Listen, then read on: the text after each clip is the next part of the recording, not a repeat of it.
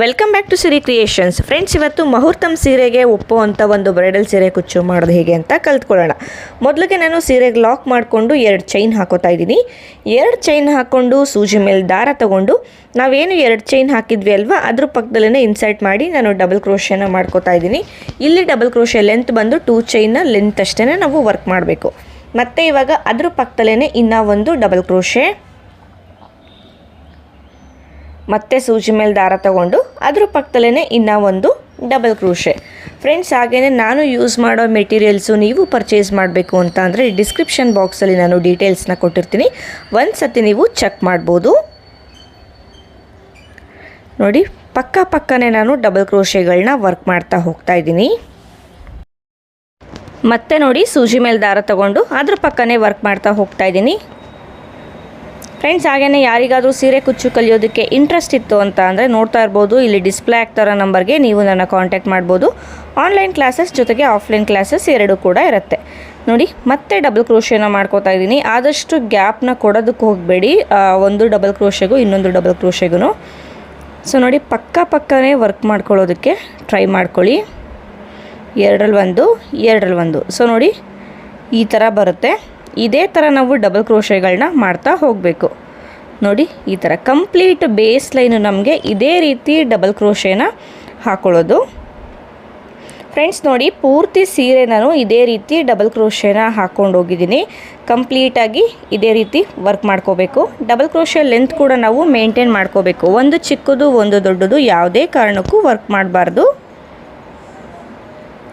ನಾನು first base line green ಕಲರಲ್ಲಿ ಮಾಡಿದ್ದೆ, ಹಾಗಾಗಿ ನೆಕ್ಸ್ಟ್ ಲೇಯರ್ನ ನಾನು ಪಲ್ಲು ಕಲರಲ್ಲಿ, ರೆಡ್ ಕಲರ್ ಏನಿದೆ ಅಲ್ವಾ, ಆ ಕಲರಲ್ಲಿ ದಾರ ತಗೊಂಡು ವರ್ಕ್ ಮಾಡ್ಕೋತೀನಿ. ನೋಡಿ, ಇಲ್ಲಿ ಸ್ಟಾರ್ಟಿಂಗಲ್ಲಿ ನಾವೇನು 2 ಚೈನ್ ಹಾಕಿದ್ವಿ ಅಲ್ವಾ, ಸೊ ಆ 2 ಚೈನ್ಗೆ 2ನೇ ಚೈನ್ ಬರುತ್ತಲ್ಲ, ಆ 2ನೇ ಚೈನ್ಗೆ ದಾರಾನ ಎಳ್ಕೊಂಡು ನಾವು ನೋಡಿ, ಈ 2ನೇ ಚೈನ್ಗೆ ನೀಡಲ್ನ ಹಾಕಿ ದಾರ ಒಳಗಡೆ ತಗೊಂಡು 3 ನಾಟ್ಗಳನ್ನ ಹಾಕೋಬೇಕು. ಮಿನಿಮಮ್ 2 ಹಾಕ್ಕೊಳ್ಳಿ, ಮ್ಯಾಕ್ಸಿಮಮ್ 3 ಹಾಕ್ಕೊಳ್ಳಿ ಗಂಟುಗಳನ್ನ. ನೋಡಿ, ಈ ರೀತಿ ಎಳ್ಕೊಂಡು ನಾವು ಗಂಟುಗಳನ್ನ ಹಾಕೋಬೇಕು. ನೋಡಿ, ನಾರ್ಮಲಾಗಿ ನಾವೇನು ಗಂಟುಗಳನ್ನ ಹಾಕೋತೀವಿ ಅಲ್ವಾ, ಅದೇ ರೀತಿ ಗಂಟುಗಳನ್ನ ಹಾಕ್ತಾ ಹೋಗಬೇಕು. ನಾನು 2 ಗಂಟು ಹಾಕ್ಕೊಂಡಿದ್ದೀನಿ ಅಷ್ಟೇ. ನಾನು ಆವಾಗಲೇ ಹೇಳ್ದಂಗೆ ಮಿನಿಮಮ್ 2, ಮ್ಯಾಕ್ಸಿಮಮ್ 3 ಹಾಕೋಬೋದು ಗಂಟು. ಸೇಮ್ ಪಾಯಿಂಟ್ಗೆ ನೀಡಲ್ನ ಹಾಕಿ ದಾರ ತಗೊಂಡು ಒಂದು ಚೈನ್ ಹಾಕೋತೀನಿ. ಚೈನ್ ಆದಮೇಲೆ ಇಲ್ಲಿ ಡಬಲ್ ಕ್ರೋಶೆ ಮೇಲೆ ಚೈನ್ ಗ್ಯಾಪ್ ಬರುತ್ತೆ ಅಲ್ವಾ, ಸೊ ಈ ಚೈನ್ ಗ್ಯಾಪ್ಗೆ ನಾನು ಸಿಂಗಲ್ ಕ್ರೋಶೆನ ವರ್ಕ್ ಮಾಡ್ಕೋತೀನಿ, ಅಂದರೆ ಲಾಕ್ ಸ್ಟಿಚ್ನ ಮಾಡ್ಕೋತಾ ಇದ್ದೀನಿ. ಒಂದಾಯಿತು. ಮತ್ತು ಅದ್ರ ಪಕ್ಕನೇ ಇನ್ನೂ ಒಂದು ಲಾಕ್ನ ಮಾಡ್ಕೋತಾ ಇದ್ದೀನಿ. ಮತ್ತು ಇನ್ನೂ ಒಂದು ಲಾಕ್. ಪಕ್ಕ ನಾವು ವರ್ಕ್ ಮಾಡ್ತಾ ನೆಕ್ಸ್ಟ್ ಡಬಲ್ ಕ್ರೋಶೆ ಮೇಲೆ ಚೈನ್ ಬರುತ್ತಲ್ವ, ಅಲ್ಲಿ ನಮಗೆ ಗ್ಯಾಪ್ ಕೊಡ್ತಾ ಹೋಗುತ್ತೆ. ನೋಡಿ, ನೆಕ್ಸ್ಟಿಗೆ ಮಾಡ್ತಾ ನಮಗೆ ಗ್ಯಾಪ್ ಬಿಡ್ತಾ ಹೋಗುತ್ತೆ. ಸೊ ಇಲ್ಲಿ 4 ಸಿಂಗಲ್ ಕ್ರೋಶೆ ಅಂದರೆ 4 ಲಾಕ್ಗಳನ್ನ ಮಾಡ್ಕೊಂಡಿದ್ದೀನಿ. ಇವಾಗ 1, 2, 3, 4, 5, 6, 7, 8 ಚೈನ್ ಹಾಕ್ಕೊಂಡಿದ್ದೀನಿ. 8 ಚೈನ್ ಹಾಕ್ಕೊಂಡು ನೋಡಿ, ಇಲ್ಲಿ 1, 2, 3, 4, 5. 5ನ್ನು ಸ್ಕಿಪ್ ಮಾಡಿ 6ನೇ ಡಬಲ್ ಕ್ರೋಶೆ ಮೇಲೆ ಬರೋ ಚೈನ್ಗೆ ನಾನು ಈ 8 ಚೈನ್ನ ಲಾಕ್ ಮಾಡಿದ್ದೀನಿ. ನೋಡಿ, ಈ ರೀತಿ ಯು ಶೇಪಲ್ಲಿ ಬರುತ್ತೆ ಅದು ನಮಗೆ. ಮತ್ತು ಇವಾಗ ಅದ್ರ ಪಕ್ಕನೇ ಇನ್ನೂ ಒಂದು ಲಾಕ್ ಅಂದರೆ ಸಿಂಗಲ್ ಕ್ರೋಶೆ. ಮತ್ತು ನೆಕ್ಸ್ಟು ಡಬಲ್ ಕ್ರೋಶೆ ಮೇಲೆ ಬರೋ ಚೈನ್ಗೆ ಸಿಂಗಲ್ ಕ್ರೋಶೆ. ನೋಡಿ, ನೋಡ್ತಾ ಇರ್ಬೋದು, ಗ್ಯಾಪ್ ಬಿಡ್ತಾ ಹೋಗ್ತಾ ಇದೆ. ಒಂದೊಂದು ಸಿಂಗಲ್ ಕ್ರೋಶೆ ಮಾಡ್ತಾ ನೆಕ್ಸ್ಟ್ ಡಬಲ್ ಕ್ರೋಶೆ ಮೇಲೆ ಬರೋ ಚೈನಲ್ಲಿ ಮತ್ತೆ ಇನ್ನೂ ಒಂದು ಸಿಂಗಲ್ ಕ್ರೋಶೆ,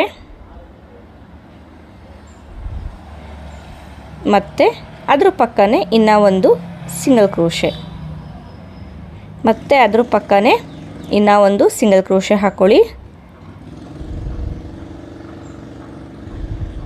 ನೋಡಿ, ಇಲ್ಲಿ ಪಕ್ಕ ಈ ಥರ ಗ್ಯಾಪ್ ಕೊಡುತ್ತೆ ನಮಗೆ, ಹೋಲು ಗ್ಯಾಪ್ ಆಗ್ತಾ ಹೋಗುತ್ತೆ ಒಂದೊಂದಕ್ಕೆ ವರ್ಕ್ ಮಾಡಿದಾಗ.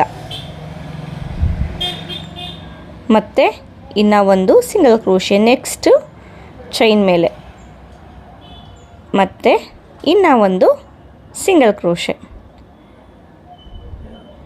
ಒಟ್ಟು ಇಲ್ಲಿ ನಾನು 8 ಸಿಂಗಲ್ ಕ್ರೋಶೆನ ಮಾಡ್ಕೊಂಡಿದ್ದೀನಿ, ಅಂದರೆ 8 ಲಾಕ್ಗಳನ್ನ ಮಾಡ್ಕೊಂಡಿದ್ದೀನಿ. ಸೊ ಅಲ್ಲಿ 8 ಚೈನ್ ಹಾಕಿ ಲಾಕ್ ಮಾಡಿದ್ವಿ ಅಲ್ವಾ, ಅದನ್ನು ಸೇರಿದ್ರೆ 9 ಆಗುತ್ತೆ, ಅದನ್ನು ಬಿಟ್ಟರೆ 8 ಆಗುತ್ತೆ. ಮತ್ತೆ ಇವಾಗ 8 ಚೈನ್ಗಳನ್ನ ಹಾಕೋತಾ ಇದ್ದೀನಿ. 8 ಚೈನ್ ಹಾಕ್ಕೊಂಡು ನೋಡಿ ಇಲ್ಲಿ ಕೌಂಟ್ ಮಾಡ್ಕೊಳ್ಳಿ. 1 2 3 4 5 6. 6ನೇ ಸಿಂಗಲ್ ಕ್ರೋಶೆ ಬಿಟ್ಟು 6ನೇ ಡಬಲ್ ಕ್ರೋಶೆ ಬಿಟ್ಟು 7ನೇದಕ್ಕೆ ಲಾಕ್ ಮಾಡ್ಕೊಳ್ಳಿ. ಇಲ್ಲ ಅಂದರೆ 5 ಡಬಲ್ ಕ್ರೋಶೆ ಬಿಟ್ಟು 6ನೇದಕ್ಕೆ ಕೂಡ ಲಾಕ್ ಮಾಡ್ಕೋಬೋದು. ನೋಡಿ ಫಸ್ಟ್ ಒನ್ ನಾನು 5 ಬಿಟ್ಟು 6ನೇದಕ್ಕೆ ಲಾಕ್ ಮಾಡಿದ್ದೆ.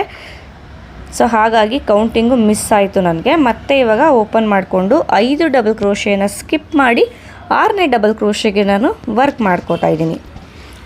ಒಂದು ಏನಾದರೂ ಸ್ಕಿಪ್ ಮಾಡಿ ನೀವು ವರ್ಕ್ ಮಾಡ್ಕೊತು ಅಂತ ಅಂದರೆ ಏನೂ ಪ್ರಾಬ್ಲಮ್ ಆಗೋದಿಲ್ಲ.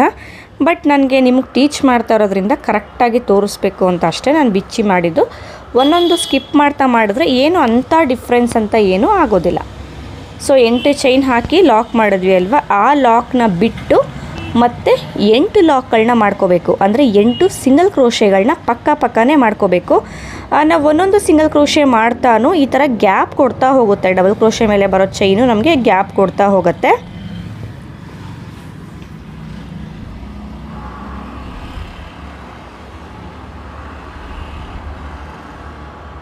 ಸೊ ತೀರಾ ಟೈಟಾಗಿ ಕೂಡ ಮಾಡ್ಕೊಳ್ಳೋದಕ್ಕೆ ಹೋಗಬೇಡಿ, ಫ್ರೀ ಹ್ಯಾಂಡಲ್ಲಿ ವರ್ಕ್ ಮಾಡ್ಕೊಳ್ಳಿ. ಫ್ರೆಂಡ್ಸ್, ಯಾರಿಗಾದರೂ ಸೀರೆ ಕುಚ್ಚು ಕಲಿಯೋ ಇಂಟ್ರೆಸ್ಟ್ ಇತ್ತು ಅಂದರೆ ನೋಡಿ ಇಲ್ಲಿ ಡಿಸ್ಪ್ಲೇ ಆಗ್ತಾ ಇರೋ ನಂಬರ್ಗೆ ಕ್ಲಾಸಸ್ಗೆ ನೀವು ನನಗೆ ಕಾಂಟ್ಯಾಕ್ಟ್ ಮಾಡ್ಬೋದು. ಆನ್ಲೈನ್ ಇರುತ್ತೆ, ಜೊತೆಗೆ ಆಫ್ಲೈನ್ ಕೂಡ ಇರುತ್ತೆ. ಸೊ ಇಂಟ್ರೆಸ್ಟ್ ಇರೋರು ನೀವು ನನಗೆ ಕಾಂಟ್ಯಾಕ್ಟ್ ಮಾಡ್ಬೋದು. ಸೊ ಪಕ್ಕನೇ ವರ್ಕ್ ಮಾಡ್ಕೊಳ್ಳಿ. ಫ್ರೆಂಡ್ಸ್, ಹೇಳೋದು ಮರ್ತೆ, ಇವತ್ತಿನ ಡಿಸೈನ್ಗೇನು 6 ಎಳೆ ದಾರ ಅಷ್ಟೇ ತೊಗೊಂಡಿರೋದು, ಜಾಸ್ತಿ ಏನು ತೊಗೊಂಡಿಲ್ಲ. ಕೆಲವೊಂದು ಸತಿ ನಾನು ದಾರಾನ ಬೇರೆ ಬ್ರ್ಯಾಂಡಲ್ಲಿ ತೊಗೊಂಡು ಅಂತ ಅಂದರೆ ತುಂಬ ತೆಳುವ ಇತ್ತು ದಾರ ಅಂತ ಅಂದಾಗ 7 ಎಳೆ ದಾರ ತಗೋತೀನಿ ಅಷ್ಟೇ. ನೋಡಿ 8 ಸಿಂಗಲ್ ಕ್ರೋಶೆನ ಮಾಡಿ ಆದಮೇಲೆ ಮತ್ತೆ 8 ಚೈನ್ ಹಾಕೋತಾ ಇದ್ದೀನಿ. ಸೊ ಆವಾಗಲೇ ಹೇಳ್ದಂಗೆ ನಾವು 8 ಚೈನ ಲಾಕ್ ಮಾಡಿದ್ದೀವಿ ಅಲ್ವಾ, ಆ ಲಾಕ್ನ ಬಿಟ್ಟು 8 ಲಾಕ್ಗಳನ್ನ ಮಾಡ್ಕೊಂಡಿರೋದು. ಇಲ್ಲೂ ಅಷ್ಟೇ, ಇದನ್ನು ಸ್ಕಿಪ್ ಮಾಡಿ 6ನೇ ಡಬಲ್ ಕ್ರೋಶೆ ಮೇಲೆ ಬರೋ ಚೈನ್ಗೆ ನಾವು 8 ಚೈನ್ನ ಲಾಕ್ ಮಾಡ್ಕೋಬೇಕು. ಸೊ ಇದೇ ಥರ ಸೀರೆ ಪೂರ್ತಿ ನಾವು 8 ಚೈನು 8 ಲಾಕ್, 8 ಚೈನು 8 ಲಾಕ್ ಇದೇ ಥರ ಮಾಡ್ತಾ ಹೋಗಬೇಕು. ಫ್ರೆಂಡ್ಸ್ ನೋಡಿ, ಸೀರೆ ಪೂರ್ತಿ ನಾನು ಇದೇ ರೀತಿ ವರ್ಕ್ ಮಾಡ್ಕೊಂಡಿದ್ದೀನಿ. ಇವಾಗ ನೆಕ್ಸ್ಟ್ ಲೇಯರ್ ವರ್ಕ್ ಮಾಡಬೇಕಲ್ವ, ಸೊ ಅದಕ್ಕೆ ಸೇಮ್ ಕಲರ್ ದಾರನೇ ನಾನು ತೊಗೊಂಡಿರೋದು. ಮೊದಲನೇ ಸಿಂಗಲ್ ಕ್ರೋಶೆಗೆ ಲಾಕ್ ಮಾಡ್ತಾಯಿದ್ದೀನಿ. ಸೊ ಇಲ್ಲಿ ದಾರ ಎಳ್ಕೊಂಡು ಲಾಕ್ ಮಾಡಿದ್ವಿ ಅಲ್ವಾ, ಆ ಥರ ಕೂಡ ನೀವು ಲಾಕ್ ಮಾಡ್ಕೋಬೋದು. ಇವಾಗ ಇಲ್ಲಿಂದಾನೆ ಸೂಜಿ ಮೇಲೆ 2 ಸತಿ ದಾರ ತಗೊಂಡು ನೋಡಿ ಇಲ್ಲಿ 8 ಚೈನ್ ಇತ್ತಲ್ವ, ಅದರೊಳಗಡೆಗೆ ನೀಡಲ್ನ ಹಾಕಿ ದಾರ ತೆಗೆದ್ರೆ 4 ಲೂಪ್ ಆಗುತ್ತೆ. ಫಸ್ಟು 2ರಲ್ಲಿ 1, ಆಮೇಲೆ 2ರಲ್ಲಿ 1, ಮತ್ತು 2ರಲ್ಲಿ 1. ಇದಕ್ಕೆ ತ್ರಿಬಲ್ ಕ್ರೋಶೆ ಸ್ಟಿಚ್ ಅಂತ ನಾವು ಹೇಳ್ತೀವಿ. ಸೊ ಒಂದು ತ್ರಿಬಲ್ ಕ್ರೋಶೆಗೆ ನಾನು ಬೀಡ್ ಹಾಕಲಿಲ್ಲ, ಹಾಗೆ ವರ್ಕ್ ಮಾಡಿಕೊಂಡೆ. 2ನೇ ತ್ರಿಬಲ್ ಕ್ರೋಶೆಗೆ ಏನು ಮಾಡ್ತೀನಿ ನಾನು ಅಂದರೆ ಒಂದು ಬೀಡನ್ನ ಹಾಕೋತೀನಿ. ಸೊ ಇಲ್ಲಿ 3 mm ಸೈಜಲ್ಲಿ ನಾನು ಬೀಡನ್ನ ತೊಗೊಂಡಿರೋದು. ಸೊ ನಿಮಗೆ ಅಭ್ಯಾಸ ಇತ್ತು ಅಂತ ಅಂದರೆ ಈ ಥರ 3 ಬೀಡ್ಗಳನ್ನ ಒಟ್ಟಿಗೆ ನೀವು ಹಾಕ್ಕೊಂಡು ವರ್ಕ್ ಮಾಡ್ಬೋದು. ಇಲ್ಲಾಂದರೆ ಒಂದೊಂದೇ ಬೀಡನ್ನ ವರ್ಕ್ ಮಾಡ್ಕೊಳ್ಳಿ. ಬೀಡ್ ಹಾಕಿ ಆದಮೇಲೆ ಸೂಜಿ ಮೇಲೆ 2 ಸತಿ ದಾರ ತೊಗೊಂಡು ಸೇಮ್ 8 ಚೈನ್ ಗ್ಯಾಪ್ ಒಳಗಡೆಗೆ ತ್ರಿಬಲ್ ಕ್ರೋಶೆನ ವರ್ಕ್ ಮಾಡ್ಕೊಳ್ಳಿ. ಸೊ ನಿಮಗೆ ಇದು ಅರ್ಥ ಆಯಿತು ಅಂತ ಅನಿಸುತ್ತೆ. ನೋಡಿ, ಒಂದು ತ್ರಿಬಲ್ ಕ್ರೋಶೆಗೆ ನಾವು ಬೀಡ್ ಹಾಕಲಿಲ್ಲ, ಹಾಗೆ ಮಾಡಿದೆ. ಸೊ ನೆಕ್ಸ್ಟು ಬೀಡ್ ಹಾಕ್ಬಿಟ್ಟು ಮಾಡಿದೆ. ಇವಾಗ ಬೀಡ್ ಹಾಕ್ತಾ ಇಲ್ಲ, ಹಾಗೆ ಮಾಡ್ತಾಯಿದ್ದೀನಿ. ಅಂದರೆ ಆಲ್ಟರ್ನೇಟಿವ್ ಆಗಿ ನಾನು ವರ್ಕ್ ಮಾಡ್ತಾಯಿದ್ದೀನಿ. ನೋಡಿ, ಇದಕ್ಕೆ ಬೀಡ್ ಹಾಕಲಿಲ್ಲ, ಹಾಗೆ ತ್ರಿಬಲ್ ಕ್ರೋಶೆ ಮಾಡಿದೆ. ಇವಾಗ ಬೀಡ್ ಹಾಕೋತಾ ಇದ್ದೀನಿ. ಬೀಡ್ ಹಾಕ್ಕೊಂಡು ತ್ರಿಬಲ್ ಕ್ರೋಶೆ, ಸೂಜಿ ಮೇಲೆ 2 ಸತಿ ದಾರ ತೊಗೊಂಡು ವರ್ಕ್ ಮಾಡೋದಕ್ಕೆ ನಾವು ತ್ರಿಬಲ್ ಕ್ರೋಶೆ ಸ್ಟಿಚ್ ಅಂತ ಹೇಳ್ತೀವಿ. ಸೊ ಇಲ್ಲಿಗೂ ಅಷ್ಟೇ ತ್ರಿಬಲ್ ಕ್ರೋಶೆನ ಮಾಡ್ತಾ ಇರೋದು ನಾನು. ಈ ಡಿಸೈನ್ಗೆ ಡಬಲ್ ಕ್ರೋಶೆ ಮಾಡ್ತು ಅಂತ ಅಂದರೆ ಅದು ಕೂಡ ಚೆನ್ನಾಗಿ ಬರುತ್ತೆ. ಬಟ್ ತ್ರಿಬಲ್ ಕ್ರೋಶೆನಲ್ಲಿ ಮಾಡೋ ಅಂಥ ಫಿನಿಶಿಂಗು ನಮಗೆ ಡಬಲ್ ಕ್ರೋಶೆನಲ್ಲಿ ಸಿಗೋದಿಲ್ಲ. ಸೊ ಹಾಗಾಗಿ ಪರ್ಟಿಕ್ಯುಲರಾಗಿ ಈ ಡಿಸೈನ್ ಏನು ತ್ರಿಬಲ್ ಕ್ರೋಶೆನೇ ಪ್ರಿಫರ್ ಮಾಡ್ತೀನಿ. ಸೊ ನೋಡಿ, ಇವಾಗ ಬೀಡ್ ಹಾಕಿ ನಾನು ತ್ರಿಬಲ್ ಕ್ರೋಶೆನ ವರ್ಕ್ ಮಾಡ್ಕೋತೀನಿ. ನೋಡಿ, ಬೀಡ್ ಹಾಕಿ ಬೀಡ್ ಲಾಕ್ ಮಾಡಬಾರ್ದು, ಡೈರೆಕ್ಟಾಗಿ 2 ಸತಿ ದಾರ ಸುತ್ಕೊಂಡು ತ್ರಿಬಲ್ ಕ್ರೋಶೆನ ವರ್ಕ್ ಮಾಡಬೇಕು. ಸೊ ಆವಾಗಲೇ ಸ್ವಲ್ಪ ಸ್ಲೋ ಆಗಿ ತೋರಿಸ್ದೆ, ಇವಾಗ ಫಾಸ್ಟಾಗಿ ತೋರಿಸ್ತಾ ಇದ್ದೀನಿ. ಮತ್ತು ಇವಾಗ ಬೀಡ್ ಹಾಕೋದು ಬೇಡ, ಹಾಗೆ ತ್ರಿಬಲ್ ಕ್ರೋಶೆ. ಇವಾಗ ಏನು ಮಾಡ್ತೀನಿ ಅಂತ ಅಂದರೆ 3 ತ್ರಿಬಲ್ ಕ್ರೋಶೆ 3 ಬೀಡ್ ಆದಮೇಲೆ 3 ಚೈನ್ ಹಾಕೋತೀನಿ. 3 ಚೈನ್ ಹಾಕ್ಕೊಂಡು ಸೂಜಿ ಮೇಲೆ 2 ಸತಿ ದಾರ ತಗೊಂಡು ಸೇಮ್ 8 ಚೈನ್ನ ಗ್ಯಾಪ್ನ ಒಳಗಡೆಗೆ ತ್ರಿಬಲ್ ಕ್ರೋಶೇನ ವರ್ಕ್ ಮಾಡ್ಕೋತೀನಿ. ಮತ್ತು ಇವಾಗ ಬೀಡನ್ನ ಹಾಕೋತೀನಿ. ಆವಾಗಲೇ ಬೀಡ್ ಹಾಕಿರಲಿಲ್ಲ ಅಲ್ವಾ, ಸೊ ಹಾಗಾಗಿ ಇವಾಗ ಬೀಡ್ ಹಾಕ್ಕೊಂಡು ತ್ರಿಬಲ್ ಕ್ರೋಶೇನ ವರ್ಕ್ ಮಾಡ್ಕೋತೀನಿ. ಒಟ್ಟು 14 ಬರುತ್ತೆ. ಒಂದು ಸೈಡು 7 ತ್ರಿಬಲ್ ಕ್ರೋಶೆ ಬರುತ್ತೆ, ಇನ್ನೊಂದು ಸೈಡು 7 ತ್ರಿಬಲ್ ಕ್ರೋಶೆ ಬರುತ್ತೆ. ಮಿಡ್ಲಲ್ಲಿ ಈ ಥರ 3 ಚೈನ್ ಬರೋದು ನೋಡಿ. ಬೀಡ್ ಹಾಕಿ ನಾನು ತ್ರಿಬಲ್ ಕ್ರೋಶೇನ ವರ್ಕ್ ಮಾಡ್ತಾಯಿದ್ದೀನಿ. ಇವಾಗ ಬೀಡ್ ಹಾಕೋದು ಬೇಡ, ಹಾಗೆ ತ್ರಿಬಲ್ ಕ್ರೋಶೇನ ವರ್ಕ್ ಮಾಡ್ಕೊಳ್ಳಿ.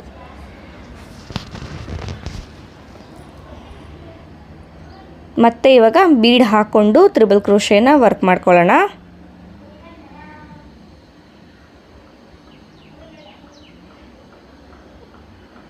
ಸೊ ಒಂದು ಬೀಡ್ ಹಾಕಿದ್ರೆ ಒಂದು ನಾವು ಬೀಡ್ ಹಾಕೋದಿಲ್ಲ. ಸೊ ನಿಮಗೆ ಬೇಕು ಜಾಸ್ತಿ ಬೀಡ್ ಥರ ಕಾಣಿಸ್ಬೇಕು ಅಂತ ನಿಮಗೆ ಅನ್ನಿಸ್ತು ಅಂತ ಅಂದರೆ ಎಲ್ಲ ಕಡೆನೂ ತ್ರಿಬಲ್ ಕ್ರೋಶೆಗೆ ಬೀಡನ್ನ ಹಾಕಿ ಕೂಡ ನೀವು ವರ್ಕ್ ಮಾಡ್ಬೋದು. ಇಲ್ಲಾಂದರೆ ವಿತೌಟ್ ಬೀಡ್ನೇ ಈ ಡಿಸೈನ್ನ ಕಂಪ್ಲೀಟ್ ಮಾಡ್ಕೋಬೋದು. ಮತ್ತು ತ್ರಿಬಲ್ ಕ್ರೋಶೆ.